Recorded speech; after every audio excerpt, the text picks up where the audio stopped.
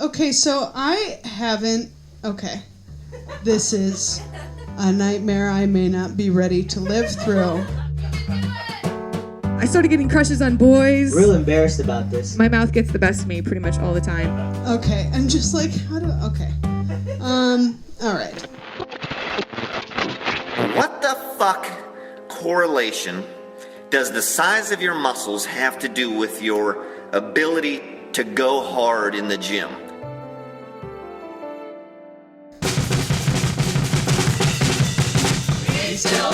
There we go. Welcome to the We Still Like You podcast. It's a podcast. Hey guys, welcome. Welcome to We Still Like You. How are we doing? Still a show, now a podcast. We've evolved. So the way this works is someone's going to come up here and they're going to share a very shameful story. And we're going to prove to them that friends are really cool, and we're going to, at the end of every story, raise our beers, give a brief cheers, and say, we still like you. Cool.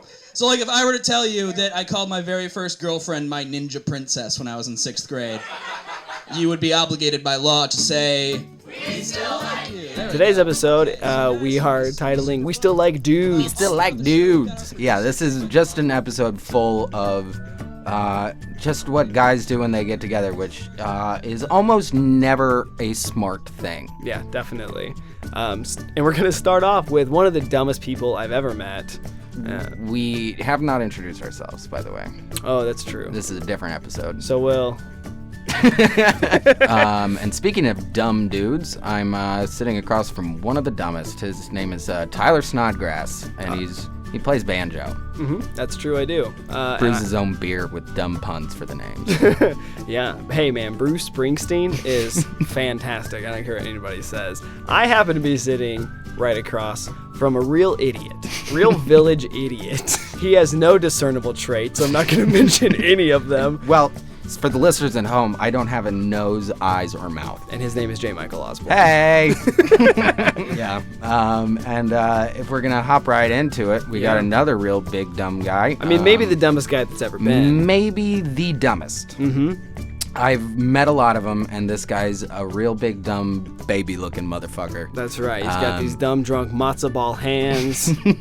And guess what? He also produces this show with us. His name is Dan Sheehan. More like dumb Sheehan. More like dumb shit hand. Shit hands. Old dumb shit hands. So he's got a real good story about doing some dumb dude stuff, and that's all I'll say. I'll let him present it. And then he does.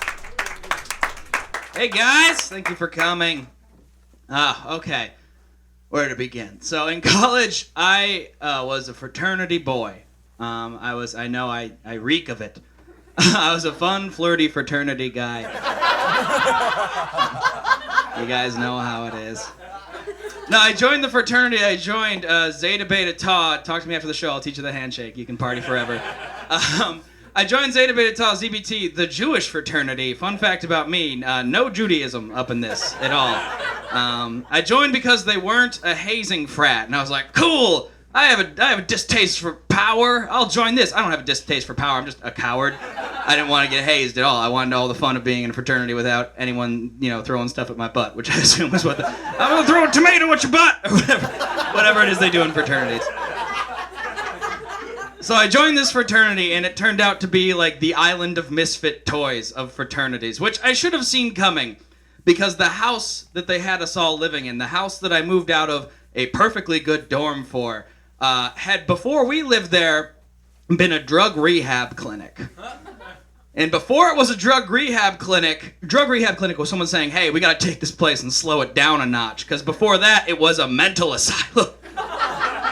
3 girls shot themselves in our basement. So, very fratty, very fun, very fresh.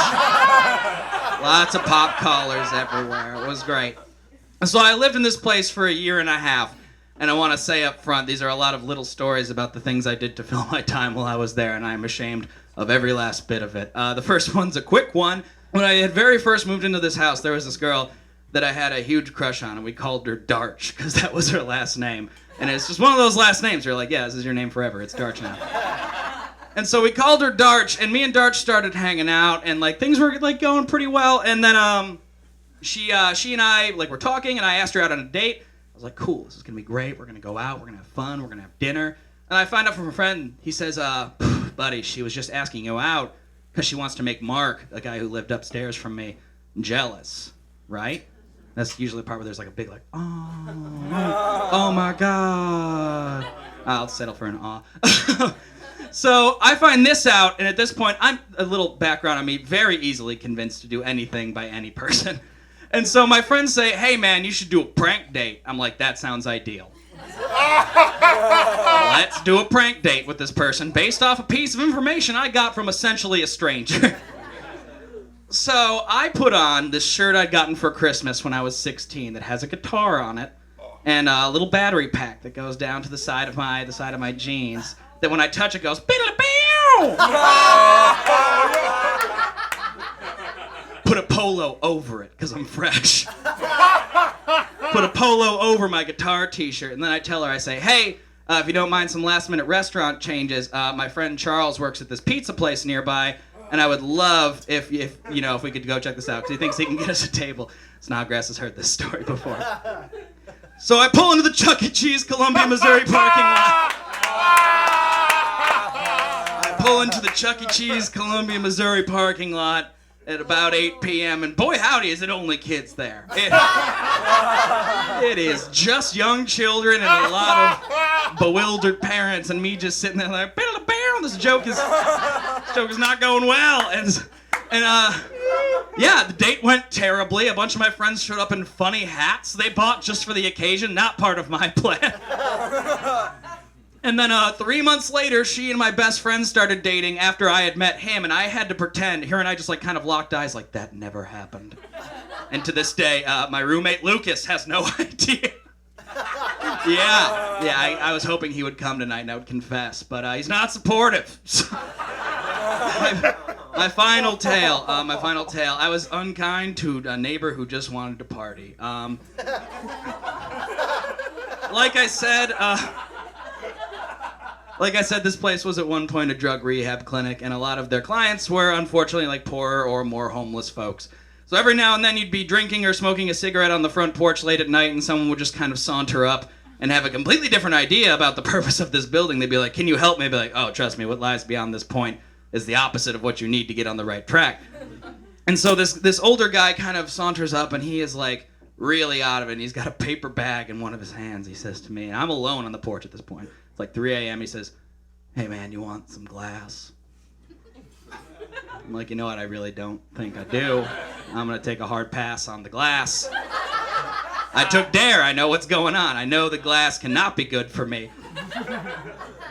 And he took that pretty okay. He was pretty okay with it. He was like, fine, just let me rap for you. And I was like, that's... all right, I know the rules. This is a party. I have denied his drugs, and now I must allow him to rap at least 3 stanzas of freestyle before I am freed to go indoors and figure out what just happened. So he starts rapping, and honestly, to his credit, pretty decent flow for a guy on all that glass. And then in the middle, he says, all right, it's time. And out of the bag, he takes a light bulb, twist, real glass, double twist, bites down on the light bulb, eats the light bulb in front of me, triple twist, keeps rapping. He's now spitting blood everywhere. I've got blood on me, there's blood on the porch, and at this point I'm like, you know what, I've probably let this go too far. I definitely should have contacted someone sooner, maybe called a friend. So I go inside, I don't know why I said I'll be right back, because like, I didn't have to come back. That's reason enough to go inside and be like, no, case closed. But I go inside and I call the police and I come out while they're there because I don't want like anything too crazy to happen. But as soon as I come outside, the police. There's a little something you should know about police in Columbia, Missouri, and their relationship with the local homeless black population. Not stellar. So this guy was mad that they were there, and they already were mad because they're from Columbia, Missouri, and so they tased him. And they tased him, and I was gonna try and explain, hey, this guy's got a light bulb in his mouth. He's gonna need whatever sort of Band-Aid goes on the inside of a mouth. And so before I know it, like, this guy, in his mind, had brought me party favors and entertainment. And all I did was get him tased. So, that's that. All right, that's my story. Thank you.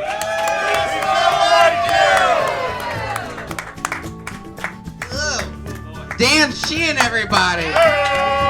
Okay, we're gonna do a real quick Q&A. I just want to know where you got the guitar. Oh, you could, if you want my mom's phone number. She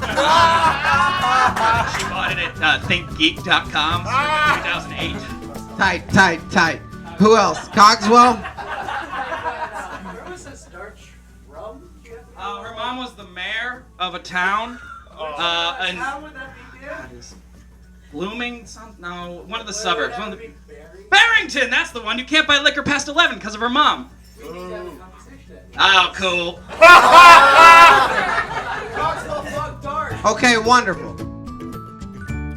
That was Dan Sheehan, everybody. Dumb shit hands. Better known as Dumb Shit Hands across the Chicago city. Yeah. So we got another dumb dude coming up next. Yeah, we do. This guy's name is Kolin Bohannon. He's one of my favorite comics. He produces a great show called Beef, which is kind of the opposite of We Still Like You. Yeah, that's an insult show. Yeah. Whereas we have unconditional love, they have unconditional hatred. Yeah. But you know what? We're just great foils to each other. And he did a guest spot on our show one night, and this is his story. Check it out. And then people check it out. How we doing, team? Yeah! How you doing? So, when I was in college, I was a sophomore, and I lived off campus, and none of the sophomores lived off campus. You're supposed to live in the dorms, but we were super badass, so we decided we're gonna go get an apartment, right? So it's 12 dudes. We got a 2-story apartment. We had just come back from winter break, right? So it's like early January. And the school sends out this email that's like, hey, just a heads up, all the schools in Boston are coming down with the Norwalk virus. So it's going to make you really sick. You're not going to be able to like leave your house. So be very careful. It's like, it's there's nothing you can do about it. It's just the worst fucking thing that'll ever happen to you. And we're like, all right, fine, no problem. I was the first one to get it, okay? Just violently ill for the next 2 days. It's like you puke and you shit and you can't control it, and then you're so dehydrated, so you just chug Gatorade, even though you know as soon as it hits your belly, it's coming right out, right? It doesn't even matter, because it just, for that fucking 2 seconds when it's in your mouth, it feels phenomenal. I fall asleep, and I wake up in the middle of the night, and I have to shit. Like, I'm running to the bathroom, and I'm just, like, in a sprint. And our bathroom is right off the kitchen. And so I run into the bathroom, and I'm, like, just trying to tear my pants off. And I finally do, and I'm just shitting. But then I'm like, okay, cool, I'm done. And I'm like, oh, shit, I'm going to puke. So I turn around, and I'm I'm throwing up on my own diarrhea, right? So then, the violence of my vomiting, like, my stomach contracts, and I'm like, oh shit, I'm gonna shit again, right? So I don't know what to do, so I figure it's better to, like, throw up on the floor, right? So I turn around and I'm shitting again in the toilet, and I don't know what to do because I'm gonna puke, and I look, and in arm's reach is, like, a pretzel keg that's, like, a third full, because I'm a fucking optimist, right? So I grab the pretzel keg, and I'm just sitting on the toilet, shitting and vomiting into a pretzel keg at the same fucking time, right? At that moment, my roommate, who has now contracted the Norwalk virus, comes running into the bathroom, ready to puke, and he's like, oh my God, I'm gonna puke. And I just hand him the pretzel keg. And he just but like he can't grab it, so he just starts throwing up, like in the pretzel keg / on me as I'm sitting on the toilet shitting. And now I'm covered in my own shit, my own puke, and my buddy's puke. Guess what happens to him? He's all of a sudden the contractions of his stomach, he starts shitting his pants while he's standing there puking onto me / into this pretzel keg. So everybody in our 12-man house ends up getting the Norwalk virus, right? Except my one buddy, Billy Rossi. And still to this day, we talk about this whenever we all get together because it was such a fucking ridiculous time in our lives. And still to this day, like his response is, dude, I'm fucking Puerto Rican. I didn't get that shit. I'm fucking invincible. I'm Puerto Rican. That's what you do when you're Puerto Rican. You don't get the fucking Norwalk virus. So that was like the beginning of January. We end up, so everybody gets sick and we all heal, right?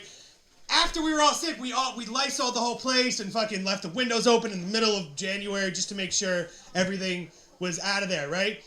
We have a party, so now we're like 2 full months away from us all getting sick. We had a 64-team Beirut tournament. That's 128 people. Every single one of them got the fucking Norwalk virus. Like, Lysol did not kill that shit at all. So, for the rest of the year, the Norwalk virus then, around Boston College campus, became known as the Strathmore disease, because we were the boys that lived on Strathmore, and we ended up just carrying that with us for the next 2.5 years of college. Like, oh, you guys started the Strathmore disease, right? That's what you guys did? One more shitting story, or call it a night? That was probably enough, right? Thank you, guys.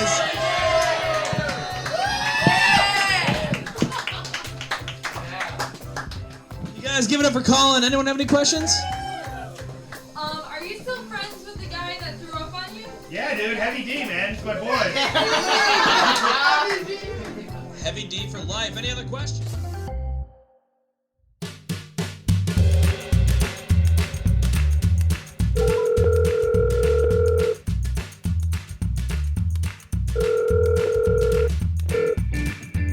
You've reached the We Still Like You voicemail. Leave your story at the beep. Hey, my name's Sam, calling from Chicago. Just wanted to tell a quick story. About 7 years ago, I guess, I don't know what I was thinking. I guess I thought maybe it was sort of in vogue to be gay or something like that.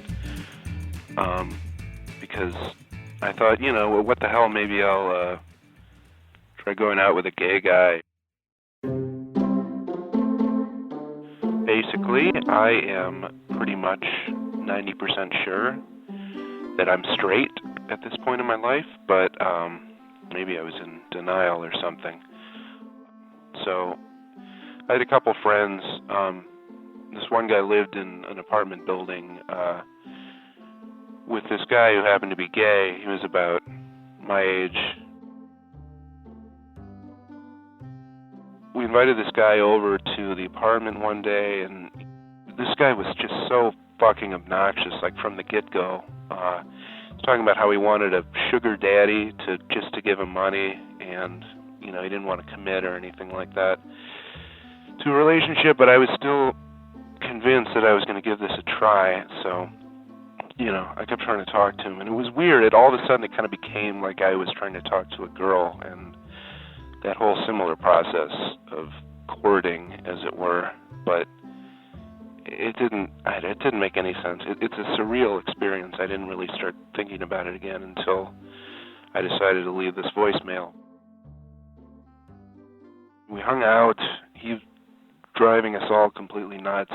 We went to a McDonald's, I think that was drive-through. That was, I guess, the date, if you can call it that.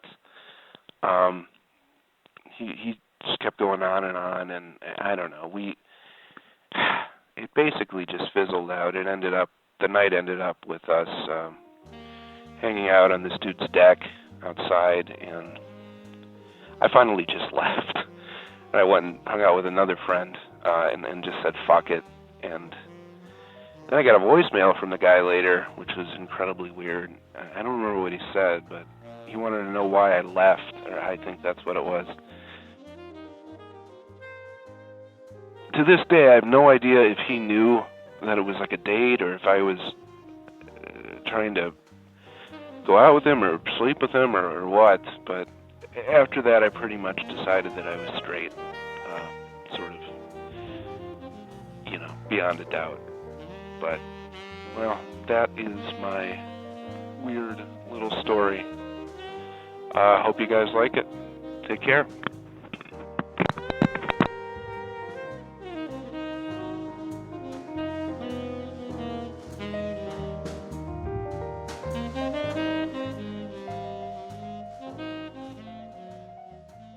All right, well, we have one more for this episode, and we saved it for last because it's probably the epitome of some dumb dude shit. Mm-hmm. It's from one of my absolute favorite comics in the city, named Matty Ryan. He does Parlor Car, which is every Thursday. Yeah, one of the best showcases in the city, and he's one of the best comics easily. Yeah. So, let's hear some dumb stuff from Matty Ryan. You're gonna love it.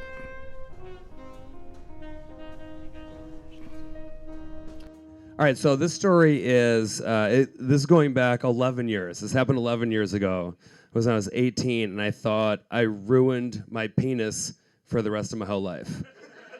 I thought it was broken, and I thought I would never, ever use it again. So that's okay. You guys, this is going to be a super funny story. Strap. All right, so I was 18. I was a senior in high school, and I went down. I drove down to Miami from Chicago. I grew up in Chicago. Drove down to Miami to see Fish. Any Fish fans? Any fucking super heady, crunchy granola pals in here? Went down to see Fish with like a bunch of my college friends, and we were there, and we like saw Fish on New Year's Eve in Miami, and took a whole bunch of drugs, like way too many. The next day, we were driving back to Chicago, so we were driving from Miami back to Chicago, and I did not go to sleep the night before. Like I stayed up all night after New Year's Eve, and got back in the car with the other 5 people, and we were like on like A1A, like Beachfront Avenue. I'd never been to Miami before. And I was like, we're like driving by Miami Beach. I'm like, you guys, we gotta go to Miami Beach. They're like, you haven't gone to sleep yet. I'm like, I know, but like, hear me out. We gotta go to Miami Beach, right? We can't just drive past it. I've never even seen the fucking Atlantic Ocean before. Let's check this. So we pull over. Me and my one buddy, there's like 6 of us. I'm like, hey, we gotta go swim. I've never gone swimming in the Atlantic Ocean. Let's go swimming in the Atlantic Ocean. So we go swimming in our boxers because we didn't have bathing suits, and I'd also been up for almost about 48 hours at this point. Again, 18 years old on like too many drugs for like a 45-year-old seasoned drug addict. So we go swimming in our boxers, and at one point we're like in the ocean, we're like about waist deep, and we see this jellyfish floating, right? Underneath the jellyfish, this is like really cool, like brightly colored fish swimming circles underneath the jellyfish. I haven't gone to sleep in a couple days, and I'm like, dude, we should totally catch this fish and just bring it back to Chicago with us. And Luke was like, for sure. So I'm like, well, I don't want to touch, because I thought the jellyfish was dead. Turns out it doesn't matter if jellyfish are dead, you guys. Those tentacles will fucking ruin your world. But I'm like, I don't want to use my hand to catch this fish, because what if my hand accidentally touches these tentacles that are dropping down, right?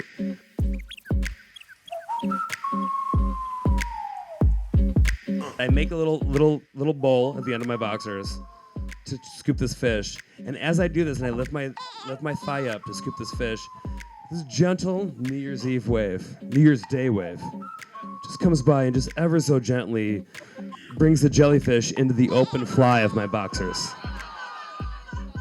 It wasn't a button fly, it was just an open fly. Okay? Right in there, and immediately it was like, oh my fuck. I like bent over, I was like, holy shit. It was my buddy Luke, he's like my best friend in the world. It's the closest thing I've ever had to a brother. I was like, Luke, that jellyfish just stung my dick, dude. It just stung my dick so bad. He almost drowned from laughing. So we're walking on shore, and I'm like, oh my God, this is the worst. And every second, it keeps getting worse and worse, right? So we get on the beach, and like my friend Jenny, we have a few other friends on the beach. My friend Jenny is sitting on the beach with our other friends going, why is Matt just always like grabbing his dick all the time? I feel like he's always like touching his wiener. What the fucking What's this scumbag?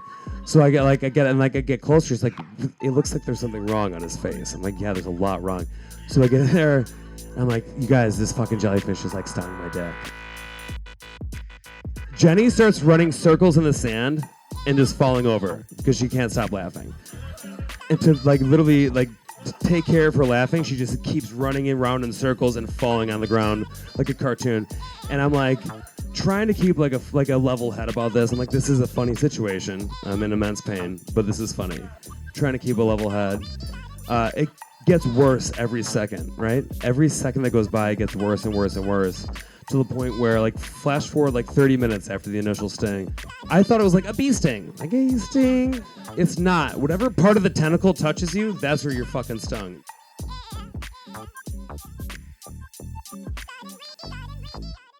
So 30 minutes later, I'm like still trying to, but like it gets so much worse that my whole body turns stark white, like as white as these walls, and there's red splotches all over my face, all over my chest. I think I'm gonna die. And I'm like, even if I don't die, my dick is ruined forever. I'm never going to get a boner again. My best friends, who have done nothing but laugh and cry. And the only reason they're crying is because they were laughing so hard. They've done nothing to help this whole time. So finally, they're like, oh my God, he might actually die. So my one friend's like, dude, can you piss on it? I'm like, I can't. Like, I wish I could. I couldn't get a drop of piss out of my dick. Like, my dick was ruined at this point. And he's like, well, someone's going to have to piss on it. I was like, no. He's like, well, what do you suggest? I'm like, and again, at this point, I think I'm about to maybe die. And if I don't die again, my wiener is useless for the rest of my life. So he's like, I have to piss on it. And this is my buddy Luke, again, best friend in the world, closest thing I've ever had to a brother. He's like, I have to piss on it. And I'm like, at this point, I can barely even get up. I'm like sitting in the sand, like everyone's staring at my dick. Also, keep in mind, this is New Year's Day on Miami Beach. Families everywhere. Everywhere. It's a fucking holiday. It's a beautiful day in Miami. Everyone's on the beach. And at this point, we're in a circle, and I'm sitting there, Indian style, staring at my dick, while all my other friends are like pointing at my dick and like looking at my dick, and like families nearby, like, what the fuck are these scumbags doing? So finally, he's like, I gotta piss on it, dude. And I was like, no. There's no way. I'm like, you're the closest thing I've ever had to a brother, but I'm not gonna sit in the sand, cross-legged, and let you stand above me and just golden shower my balls, okay? I love you a lot, but that's not gonna happen. He's like, well, we gotta do something or you might die. So we found a cup, like an empty cup that was like just like beach garbage. It's like a cup that was blowing by.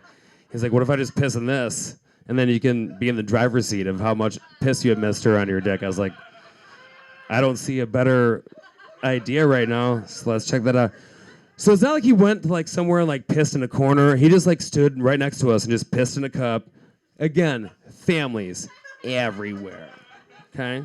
I'm sitting on the ground. I'm like, I don't want to do this, but I have to. So I dribbled a little bit onto it. A little bit of my best friend's piss onto my own penis. Do you guys understand the gravity of the situation we're dealing with right now? So like, oh God! Oh Jesus! Oh no! Ah! Mothers are grabbing their children, like shielding. They're like, Jesus Christ, these fucking savages! So then we get in the car, and I'm like, we got to go to the hospital right away. He's like, I don't know where the hospital is. I'm like, I'm going to call 911. So I call 911. I give this 911 operator a lot of credit. I call him, I go, excuse me, sir. This is not a joke. This is not a prank call. I just got stung by a jellyfish on the head of my dick. I think I'm going to die. I have to go to the hospital. What do I do? This guy didn't even miss a beat. I would have been like, hey, wait, hang on a second. I'm going to put you on the speaker. You guys get over here. This is fucking asshole. What you just did. Happy New Year to all of us, huh? Overtime indeed. So he's like, here's what the closest hospital is here. I'm like, all right, how long is it take me to get there? He's like, with traffic right now, it's going to take you 2 hours to get there. I'm like, I'm going to be dead in 2 hours. Or my dick is going to be on the ground. Like, one of the two, I'm not going to be able to survive this 2 hours. He's like, all right, the next thing you can do, you can find some baking soda and meat tenderizer. My friend Jenny calls her dad, and who's a doctor. And she goes, hey, Dad, Mal got stung on the leg by a jellyfish. And my buddy Luke, the one whose piss was already drying on my own penis, grabs his phone and goes, Doc, listen, this is Luke. Now it's man to man. He didn't get stung on his leg. He got stung on the end of his dick. What do? We think he might die. Again, red splotches all over my chest, all over my face. He says the same thing, baking soda, meat tenderizer. Long story short, piss doesn't work, you guys. Anyone stung by jellyfish? Other human urine does not work on that.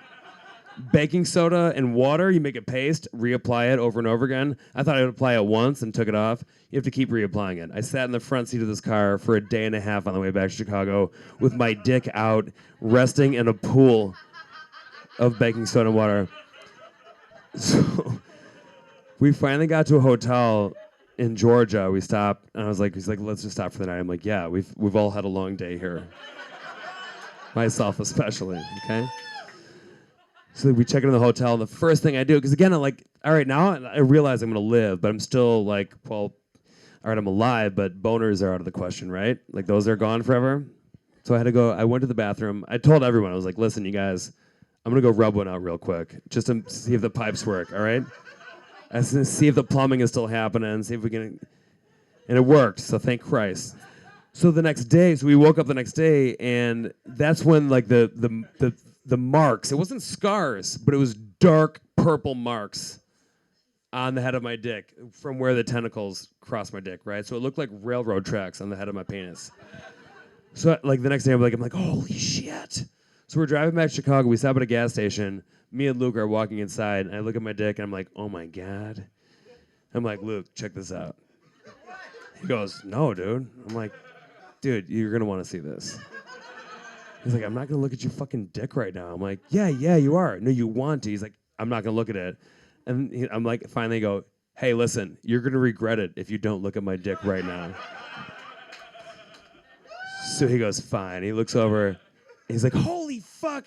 So here's another thing, too. Here's probably my favorite part of this whole story. This was happening as we were walking from the car to the gas station. We parked a car at the gas pump, walking into the inside of the gas station in rural Georgia.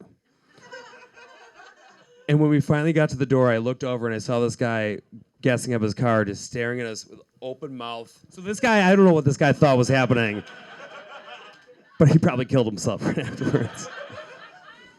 That'll do it for me, you guys. Thanks so much. What a fucking cool show. You guys are also awesome, too.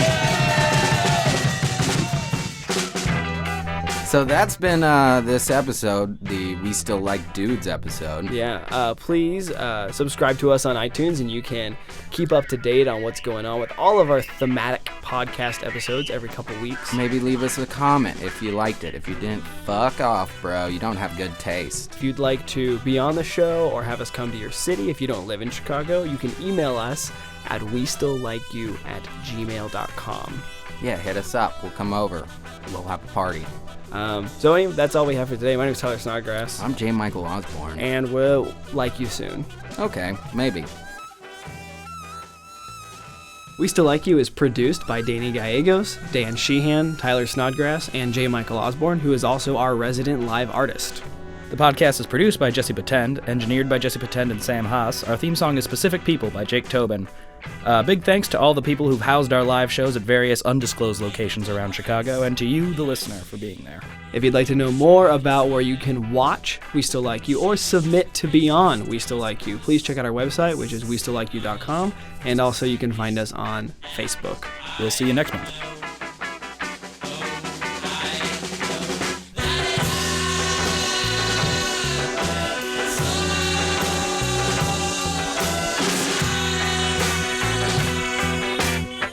Next time on We Still Like You.